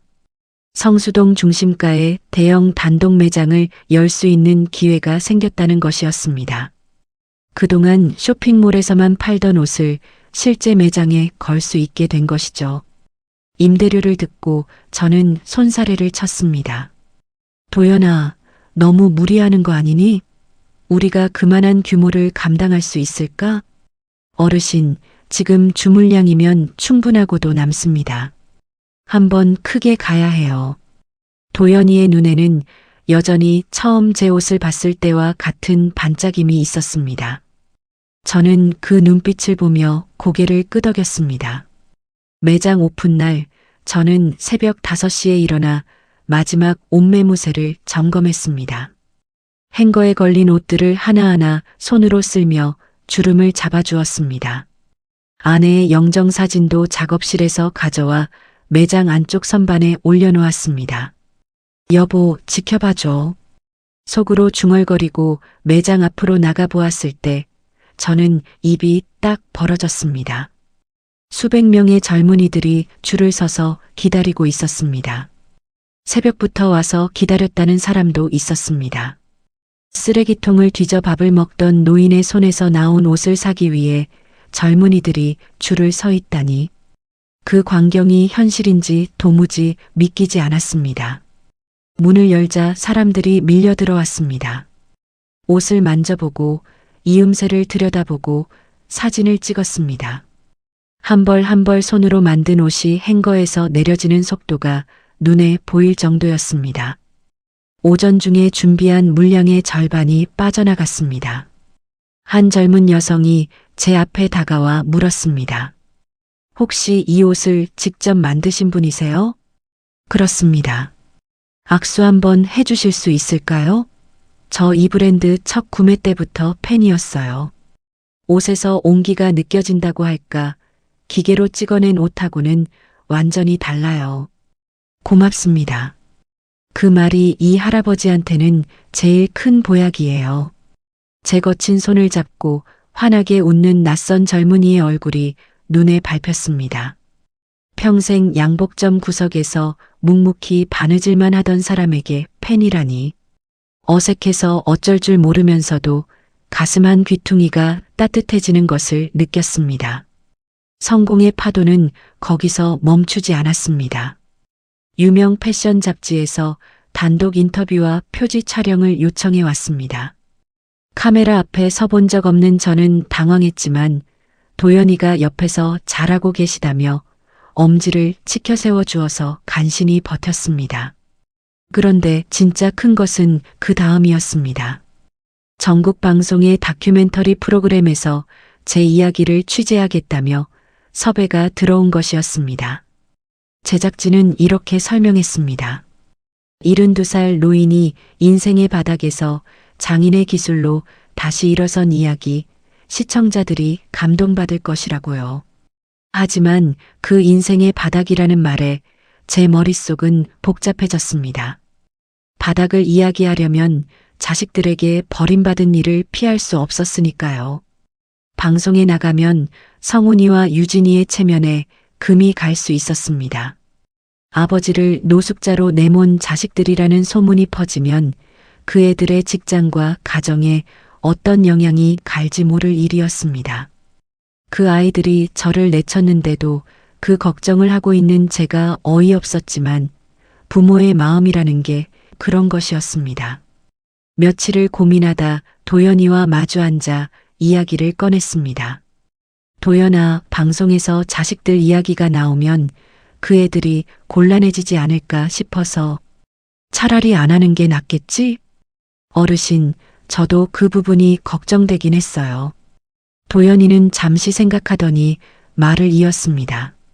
그런데 이름이나 어디 사는지, 무슨 일 하는지 같은 건 전부 빼면 되잖아요. 가족과 사이가 멀어져서 힘든 시간을 보냈다. 그 정도만 말씀하시면 됩니다. 어르신의 이야기는 어르신 거예요. 자식들 허락을 받을 필요 없습니다. 그 정도면 괜찮겠지? 네. 제가 제작진한테 미리 확실히 못 박을게요. 그 말이 맞았습니다. 저는 촬영을 수락했습니다. 촬영은 사흘에 걸쳐 진행됐습니다. 재봉틀 앞에서 작업하는 모습, 제자들을 가르치는 모습, 그리고 노숙 시절의 기억을 담담하게 풀어놓는 인터뷰까지. 카메라 앞에서 아내 이야기를 꺼낼 때는 목이 메어 잠시 말을 멈춰야 했습니다. 제작진이 괜찮으시냐고 물었지만 저는 고개를 끄덕이고 끝까지 이야기를 마쳤습니다. 촬영 마지막 날 감독이 다가와 악수를 청하며 말했습니다. 선생님, 이렇게 솔직하게 이야기해 주셔서 감사합니다. 꼭 좋은 프로그램으로 만들겠습니다. 방영날 저녁 스튜디오에 직원들이 모두 모였습니다. 도연이가 큰 화면을 틀었고 프로그램이 시작됐습니다. 화면 속에 제가 나왔습니다. 재봉틀 앞에 앉아 바늘을 움직이는 제 손이 클로즈업 되었고 내레이션이 흘러나왔습니다. 양복점을 40년간 운영한 장인이 인생의 가장 어두운 시기를 겪고 다시 일어선 이야기. 노숙 시절 방수포를 기워 입던 기술이 새로운 패션의 시작이 되었다는 내용이었습니다. 화면 속에 제가 아내 이야기를 하며 눈물을 참는 장면에서 스튜디오 안에 있던 직원들도 하나둘 코를 훌쩍였습니다. 도연이가 제 옆에 앉아 조용히 제 어깨에 손을 올렸습니다. 저도 눈물이 흘렀습니다. 그런데 이번 눈물은 서울역에서 흘리던 것과는 달랐습니다. 따뜻한 눈물이었습니다. 방송 직후 쇼핑몰 접속자가 한꺼번에 몰려 서버가 다운됐습니다. 도연이는 비명을 지르며 컴퓨터 앞을 뛰어다녔고 전화기가 쉬지 않고 울렸습니다. 다른 방송국에서도 인터뷰 요청이 쏟아졌고 유명 연예인들이 사회관계망 서비스에 제 옷을 입은 사진을 올리기 시작했습니다. 하룻밤 사이에 저는 전국에서 알아보는 사람이 되었습니다. 거리를 걸으면 모르는 사람이 인사를 건넸습니다. 할아버지 방송 봤어요. 응원합니다. 지하철에서 한 중년 여성이 다가와 제 손을 덥석 잡으며 울먹인 적도 있었습니다. 저희 아버지도 양복점을 하셨거든요. 방송 보면서 얼마나 울었는지 몰라요. 그때마다 얼떨떨해하면서도 공손히 답례를 했습니다. 빚이라는 과거의 족쇄를 미리 끊어둔 덕분에 어떤 두려움도 없이 당당하게 그 환호를 받아들일 수 있었습니다. 만약 사체가 남아 있었다면 이 유명세가 독이 되어 돌아왔을 것을 생각하니 미리 갚아둔 것이 얼마나 다행인지 새삼 느꼈습니다. 방송 후 첫 휴일, 저는 아내의 납골당을 찾았습니다. 제가 직접 지은 가장 예쁜 블라우스를 가져갔습니다. 아내가 좋아하던 연분홍색으로 소매에 캐시미어 조각을 덧댄 단 한 벌뿐인 옷이었습니다. 납골함 앞에 그 옷을 올려놓고 보리차도 한 잔 따라 놓았습니다. 그리고 한참을 말없이 앉아 있었습니다. 창밖으로 들어오는 햇살이 납골함 위에 놓인 블라우스를 비추자 연분홍색이 더 환하게 빛났습니다. 여보, 나 드디어 해냈어. 당신 덕분이야. 당신이 가르쳐준 보리차 끓이는 법, 갈비찜 양념, 그리고 날 위해 기도해준 그 마음. 전부 다 당신 덕분이야. 돌아오는 길에 도연이에게 전화해서 나와 같은 처지의 노숙 노인들을 위한 복지재단에 기부를 하고 싶다고 말했습니다. 어르신, 그거 정말 좋은 생각이에요. 제가 바로 알아볼게요. 많은 돈은 아니더라도 겨울에 따뜻하게 입을 옷이라도 만들어줄 수 있으면 좋겠구나. 서울역 지하도에서 방수포를 기우며 떨던 밤들이 떠올랐습니다. 그때 누군가 따뜻한 옷 한 벌을 건네줬다면 얼마나 달랐을까. 저는 그 한 벌이 되고 싶었습니다. 모든 것이 완벽하다고 느낀 어느 날 오후였습니다. 스튜디오에서 작업을 하고 있는데 도연이가 평소와 다른 표정으로 다가왔습니다. 입술이 꽉 다물어져 있었고 손에는 출력한 종이 한 장이 들려 있었습니다. 어르신, 이걸 좀 보셔야 할 것 같습니다. 건네받은 종이를 읽는 순간 재봉틀 위에 올려놓은 원단이 제 손에서 미끄러졌습니다. 브랜드 공식 고객센터 이메일로 접수된 장문의 글이었습니다. 발신자는 박성훈, 제 아들이었습니다. 방송을 보고 아버지를 찾았다. 그동안 하루도 마음 편한 날이 없었다. 매장으로 찾아뵙겠다. 구구절절한 사연과 함께 일방적인 방문 통보가 적혀 있었습니다. 글 말미에는 유진이도 함께 가겠다는 한 줄이 덧붙어 있었습니다. 2년 만에 활자로 마주한 자식의 이름에 심장이 내려앉았습니다. 종이를 쥔 손이 떨리기 시작했습니다. 수지 아파트 복도에서 다신 오지 말라고 문을 닫아버리던 성훈이의 목소리가 귀에 되살아났습니다. 광명에서 왜 내 앞길을 막느냐며 울먹이던 유진이의 얼굴이 눈앞에 떠올랐습니다. 서울역 지하도에서 얼어 죽을 뻔한 밤들, 쓰레기통에서 남은 김밥을 주워 먹던 손, 그 모든 기억이 한꺼번에 밀려와 가슴을 짓눌렀습니다. 어르신, 괜찮으세요? 도연이의 걱정스러운 목소리가 멀게 들렸습니다. 어떻게 하실 건지 제가 대신 답장을 쓸까요? 저는 떨리는 손으로 종이를 접었습니다. 그리움과 분노와 허탈함이 뒤엉켜 가슴이 터질 것 같았지만 입에서 나온 말은 단호했습니다. 이 메일 삭제해라. 답장도 하지 마. 도연이는 말없이 고개를 끄덕였습니다. 하지만 저는 알고 있었습니다. 이미 자식들이 저를 찾았다는 것은 이 평온한 삶에 다시 폭풍이 몰려오고 있다는 뜻이었습니다.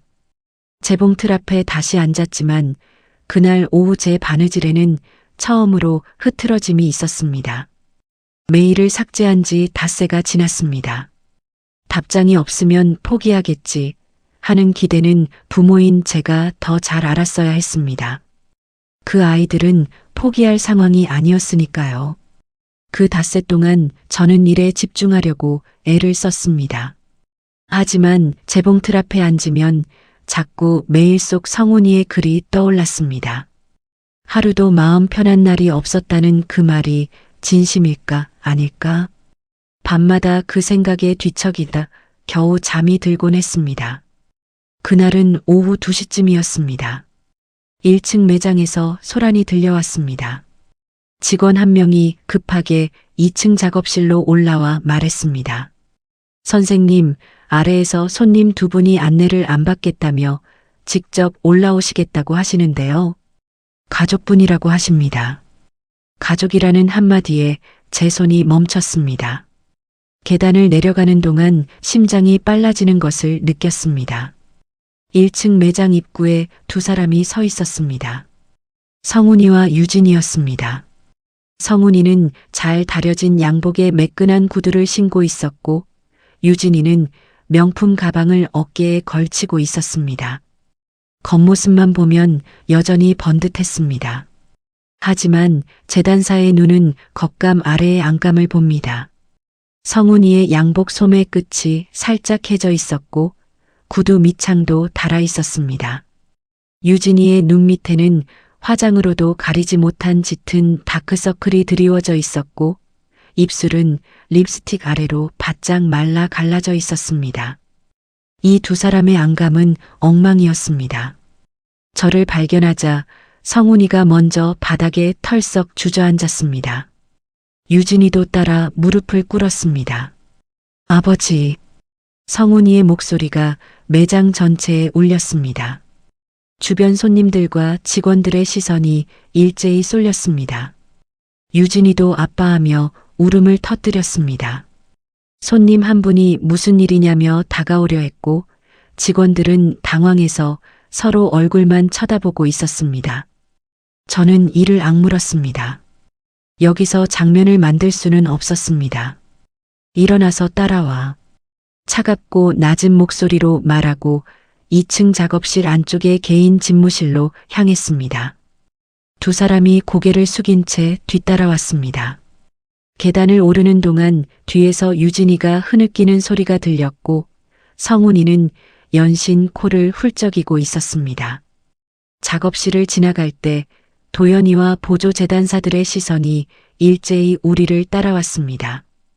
도연이의 얼굴이 돌처럼 굳어져 있었습니다. 메일의 발신자가 누구였는지 알고 있는 사람은 도연이뿐이었으니까요. 집무실 문을 닫는 순간 바깥의 소음이 차단되고 내면의 벽 안에 3사람만 남았습니다. 저는 책상 뒤 의자에 앉았습니다. 2 자식은 맞은편 소파에 나란히 앉았습니다. 좁은 집무실 안에 장례식장 이후 처음으로 셋이 마주 앉았습니다. 2년이라는 시간이 이 방 안의 공기를 무겁게 눌렀습니다. 문이 닫히자마자 성훈이가 다시 울기 시작했습니다. 양복 소매로 눈물을 훔치며 구구절절 말을 쏟아냈습니다. 아버지를 그렇게 보내고 하루도 마음 편한 날이 없었습니다. 밤마다 아버지 생각에 잠을 못 잤어요. 방송에서 아버지를 봤을 때 다리에 힘이 풀려서 그 자리에 주저앉았습니다. 성훈이는 양복 안주머니에서 손수건을 꺼내 코를 풀었습니다. 우는 모습이 아주 그럴듯했습니다. 은행 지점장 시절 고객 앞에서 표정 관리를 잘했던 실력이 여전한 것 같았습니다. 유진이도 질세라 울먹이며 끼어들었습니다. 아빠, 나도 서울역을 얼마나 헤맸는지 몰라. 아빠를 찾으려고 노숙인 쉼터까지 전화했었어. 매일 밤 기도했어. 아빠가 무사하게 해달라고. 거짓말이었습니다.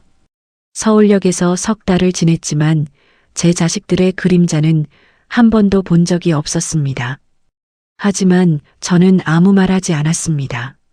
책상 뒤에 앉아 두 사람을 내려다보았습니다. 울고 있는 자식들의 얼굴을 보는 순간 아주 찰나 제 마음 한 귀퉁이가 흔들렸습니다. 성훈이가 5살 때 제 무릎에 올라앉아 졸던 모습, 유진이가 학교에서 상장을 받아와 활짝 웃던 얼굴이 투명하게 겹쳐 보였습니다. 이 아이들도 한때는 제 전부였으니까요. 하지만 침묵 속에서 그들의 이야기를 듣다 보니 대화의 초점이 묘하게 엇나가기 시작했습니다. 아버지를 그리워했다는 이야기 뒤에 반드시 자기 사정이 붙었고 죄책감을 고백하는 문장 끝에는 항상 돈 이야기가 매달려 있었습니다. 성훈이가 눈물을 닦으며 말을 이었습니다. 아버지, 사실 저도 요즘 상황이 정말 안 좋습니다. 영끌에서 산수지 아파트가 결국 다음 달 최종 경매로 넘어갑니다. 경매가 확정되면 온 가족이 길거리에 나앉게 생겼어요. 아이들 전학도 시켜야 하고 제발 대출금 갚는데 좀 도와주십시오. 아버지한테 이런 부탁하는 거 저도 죽을 만큼 창피합니다. 그래서 돈이 얼마나 필요하니? 3억만 있으면 경매를 막을 수 있습니다. 3억? 2년 전에는 얇은 봉투 하나를 쥐어주고 다신 오지 말라던 아들이 이제 3억을 달라고 합니다. 눈물의 방향이 바뀌었습니다. 아버지를 찾아서 흘리는 눈물이 아니라 자기 집을 잃을까봐 흘리는 눈물이었습니다. 저는 성훈이의 눈을 가만히 들여다보았습니다. 2년 전 수지 아파트 문틈에서 보았던 그 차가운 눈과 같은 눈이었습니다. 달라진 것은 눈동자에 절박함이 더해진 것뿐이었습니다. 유진이도 곧바로 본색을 드러냈습니다. 아빠, 나도 말 안 하려고 했는데 남편 사업이 완전히 망했어. 빚쟁이들한테 쫓기고 있어서 위장 이혼까지 준비하고 있어. 나하고 애들이 아빠 집에 들어가서 지내면 안 될까? 당장 갈 데가 없어. 애들 학교도 옮겨야 하고 생활비만 좀 대줘. 아빠가 우리 가족 아니야? 아빠가 우리 가족 아니냐는 말이 가슴에 비수처럼 꽂혔습니다. 2년 전 아빠가 왜 내 앞길을 막느냐고 했던 입에서 나온 말이라서요. 저는 두 손을 책상 위에 올린 채 미동도 하지 않았습니다. 이제 완벽하게 보였습니다. 이 자식들은 저를 그리워해서 온 게 아니었습니다. 2년 전보다 더 깊은 나락으로 떨어지게 되자 방송에서 본 아버지의 성공이 동아줄로 보여서 달려온 것이었습니다. 죄책감이 아니라 절박함이, 사랑이 아니라 계산이 이들을 여기로 데려왔습니다. 하루도 마음 편한 날이 없었다고요? 정말 그랬다면 2년 동안 왜 한 번도 연락하지 않았습니까? 서울역 쉼터에 전화했다고요? 거짓말에도 격이 있는 법입니다. 2년 전이 떠올랐습니다. 사채업자에게 쫓기며 도움을 구하러 갔을 때 성훈이는 얇은 돈봉투 하나를 쥐어주고 다신 오지 말라며 문을 닫았습니다. 유진이는 왜 내 앞길을 막느냐고 했습니다. 그 겨울 제가 서울역 지하도에서 썩은 빵을 씹으며 얼어 죽을 뻔한 밤들 동안 이 아이들은 따뜻한 아파트에서 제 전화를 누르고 끊어버리고 있었습니다. 택배였어 하고 거짓말까지 하면서요. 유리창 너머로 시선을 돌렸습니다. 작업실에서 도연이가 불안한 눈빛으로 집무실 안을 지켜보고 있었습니다. 저와 눈이 마주치자 도연이가 괜찮으시냐는 듯 작게 고개를 기울였습니다. 골목에서 피투성이로 쓰러진 모르는 노인을 업고 온 청년. 아무것도 묻지 않고 국을 끓여 먹이고 상처를 닦아주고 배달 알바를 하면서까지 저를 먹여 살린 사람. 명절에 혼자인 저를 위해 밥상을 차려준 사람. 피 한 방울 섞이지 않은 저 청년이 피를 나눈 이 두 사람보다 100배는 더 진짜 가족이었습니다. 그 순간 유진이가 한술 더 떴습니다.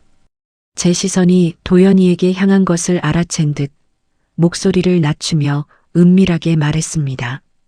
아빠, 한 가지만 더 말할게. 저 밖에 있는 그 동업자 청년 있잖아.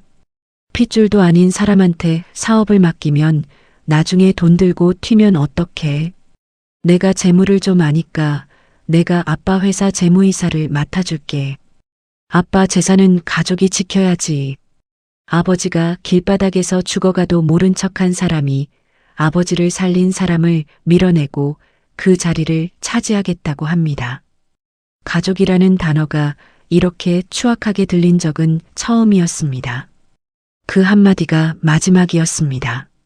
제 안에 남아있던 자식에 대한 마지막 미련이 유리잔처럼 산산조각 났습니다. 조각조각 떨어져 나가며 날카로운 파편이 가슴 안쪽을 긁었지만 오히려 시야가 맑아졌습니다. 2년 전 서울역 지하도에서 영정사진을 안고 울던 그 노인은 죽었습니다. 지금 이 자리에 앉아 있는 사람은 그 지옥에서 기어나와 자기 손으로 다시 일어선 장인입니다. 이건 용서의 문제가 아니었습니다. 인간에 대한 기본적인 예의의 문제였습니다. 제 입가에 허탈한 헛웃음이 번졌습니다. 성훈이와 유진이는 그 웃음의 의미를 알아채지 못했는지 희망 섞인 눈으로 저를 바라보았습니다. 아마 아버지가 마음이 풀리고 있다고 착각한 것이겠죠. 저는 천천히 자리에서 일어났습니다. 책상 위에 놓여있던 재단 가위를 집어들었습니다. 양복점 시절부터 40년을 함께한 그 가위를 가위를 책상 위에 내리쳤습니다. 날카로운 쇠소리가 집무실 안을 갈랐습니다. 성훈이의 울음이 뚝 멈추었고 유진이의 얼굴이 하얗게 질렸습니다. 두 사람은 움찔하며 뒤로 물러앉았고 더 이상 아무 소리도 나오지 않았습니다. 정적이 내려앉았습니다. 저는 그 정적 속에서 책상 위의 가위를 내려다보았습니다. 이 가위로 40년 동안 천을 잘랐습니다. 아내의 옷을 만들었고 자식들의 교복을 줄여주었고 손님들의 양복을 재단했습니다. 그리고 오늘 이 가위로 자를 것은 천이 아니라 핏줄이었습니다. 가위에서 손을 떼지 않은 채 저는 얼어붙은 자식들의 눈을 정확히 응시했습니다. 입을 열었습니다. 목소리는 낮았지만 방 안의 공기를 가르기에 충분한 무게가 실려 있었습니다. 나를 아버지라 부르지 마라. 성훈이가 눈을 크게 떴습니다. 유진이의 입술이 파르르 떨렸습니다. 저는 가위를 책상 위에 내려놓고 한 글자 한 글자 또박또박 이어갔습니다. 목소리가 떨리지 않았습니다. 서울역에서 얼어 죽을 뻔한 밤들을 버텨낸 사람에게 이 정도의 말은 떨릴 이유가 없었습니다. 너희들의 아버지는 2년 전 서울역 지하도에서 얼어 죽었다. 썩은 빵을 주워 먹으면서 남이 버린 방수포를 기워 입으면서 불량배들한테 맞아서 피를 흘리면서 죽었어. 그때 너희들은 어디 있었니? 성훈이가 입을 열려 했지만 저는 손을 들어 막았습니다. 내가 말하고 있다. 성훈아, 수지 아파트 복도에서 내가 뭐라고 했는지 기억하니? 다신 찾아오지 마세요.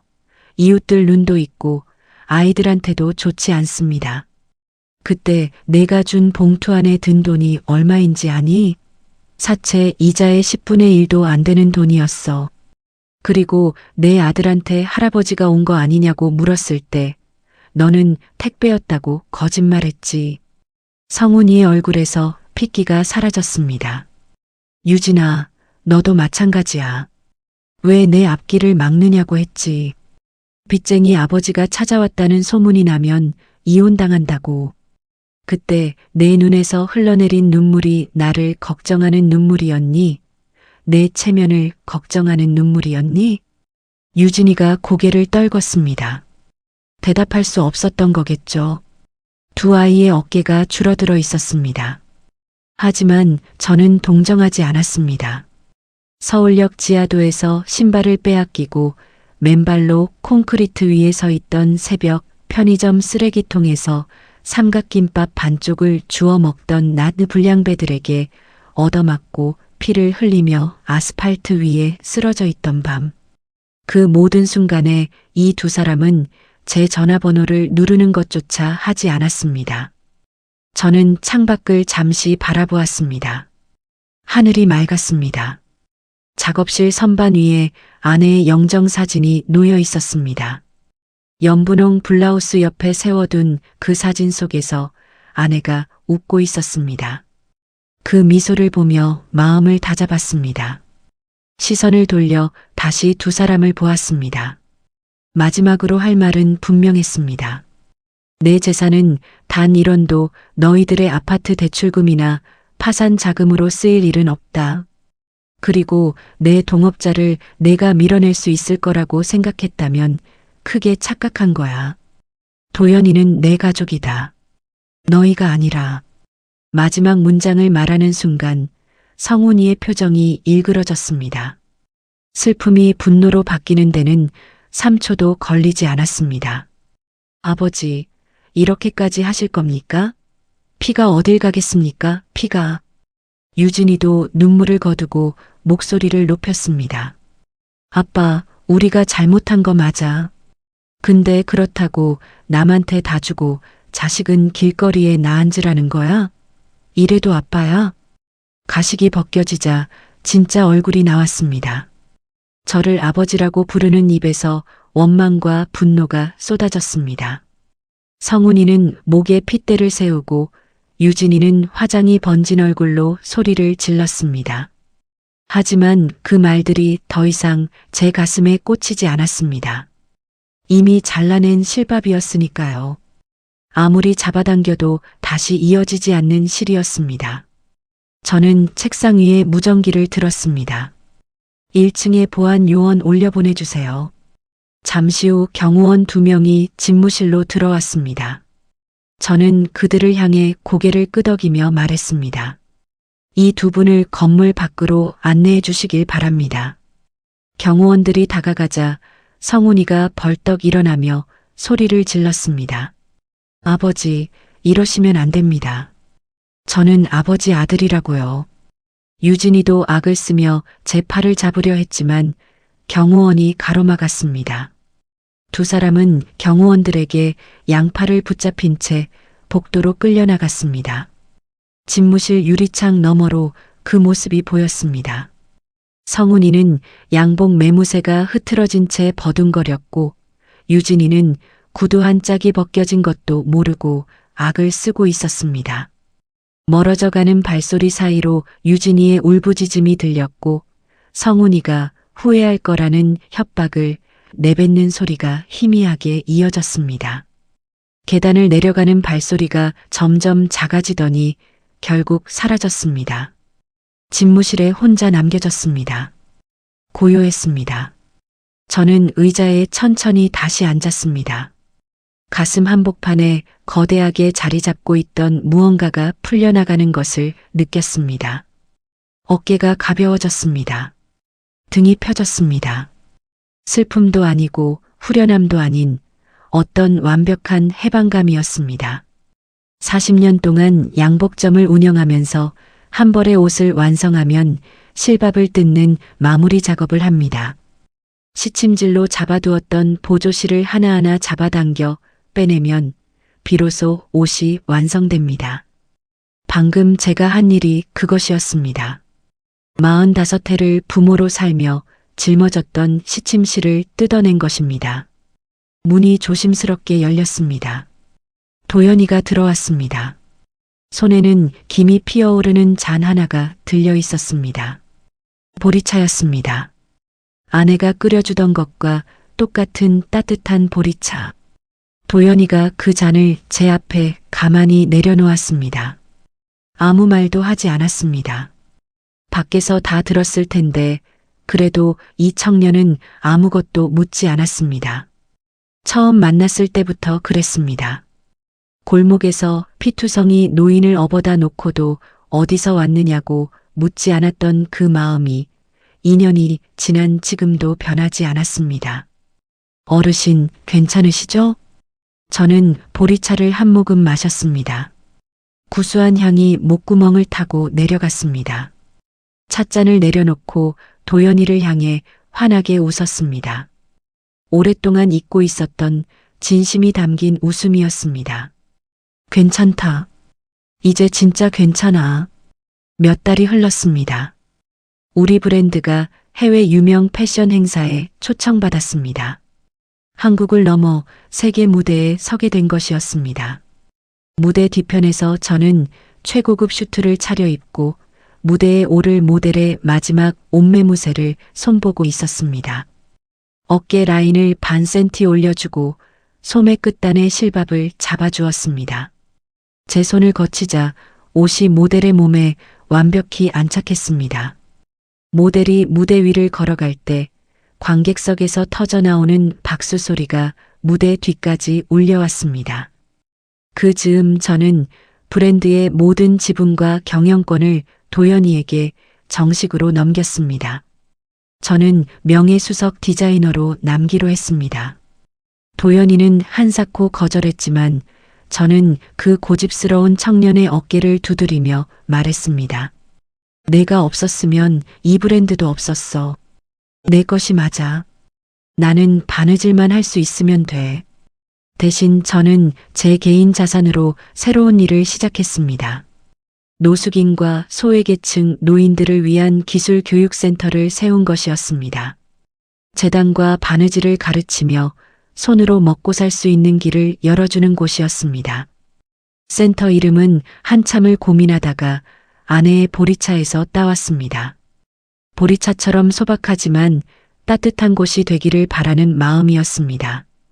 개강 첫날 수강생 15명 앞에 섰습니다.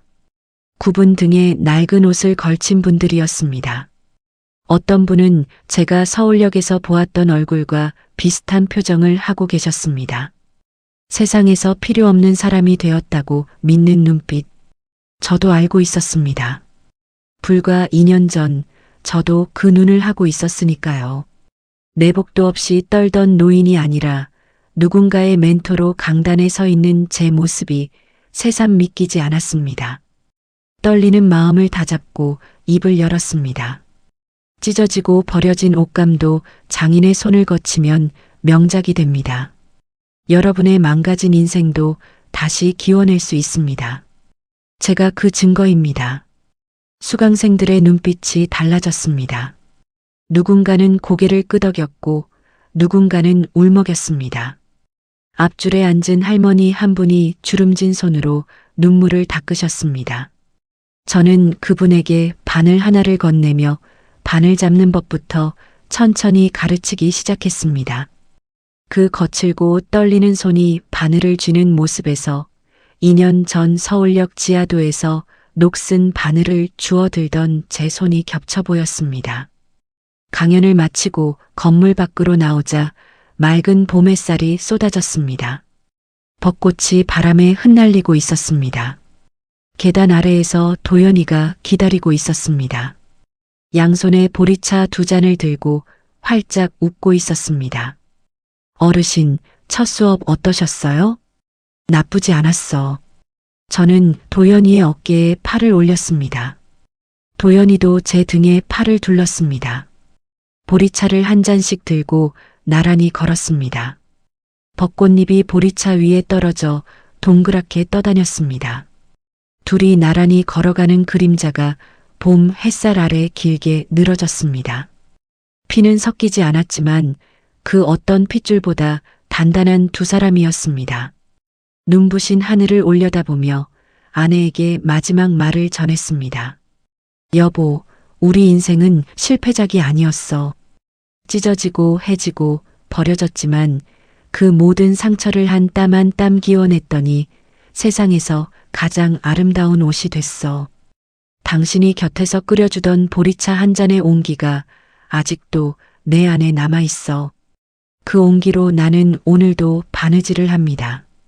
조선 후기의 실학자 정약용은 유배지에서 아들에게 보낸 편지에 이렇게 적었습니다. 사람의 참된 값어치는 높은 자리에 있을 때가 아니라 가장 낮은 자리에서 다시 일어설 때 드러나는 법이라고요. 40년간 천을 잘라온 제 가위가 마지막에 잘라낸 것은 저를 올감했던 헛된 인연의 실이었습니다. 그리고 그 자리에 새로 이어붙인 것은 핏줄보다 단단한 진심의 한 땀이었습니다. 여러분, 오늘 사연 들으면서 무슨 생각하셨나요? 명나라의 학자 왕양명은 관직을 빼앗기고 귀주의 오지로 유배되어 사경을 헤맸습니다. 독충이 들끓는 동굴에서 잠을 자고 오랑캐라 불리던 사람들과 함께 살았죠. 그러나 그 암흑 속에서 오히려 인생 최대의 깨달음을 얻었습니다. 그가 남긴 말이 있습니다. 사람이 가진 참된 보물은 밖에서 구하는 것이 아니라 이미 자기 안에 있는 것이다. 오늘 사연 속 태수 어르신도 모든 것을 잃은 서울역 지하도에서 40년간 자기 안에 쌓아온 기술이라는 보물을 다시 꺼내 들었습니다. 살다 보면 세상이 내 편이 아닌 것 같고 가장 가까운 사람에게조차 외면당하는 날이 올 수 있습니다. 하지만 그런 밤에도 부디 잊지 마십시오. 여러분 안에도 세상이 결코 빼앗지 못하는 보물이 반드시 있습니다. 오늘도 끝까지 시청해 주셔서 감사드립니다. 사연이 마음에 닿았다면 더 좋은 사연으로 찾아뵐 수 있도록 구독과 좋아요를 부탁드릴게요. 그리고 사연의 주인공을 위한 따뜻한 말씀도 댓글로 부탁드립니다. 여러분의 오늘을 응원합니다. 꿈꾸는 사연이었습니다.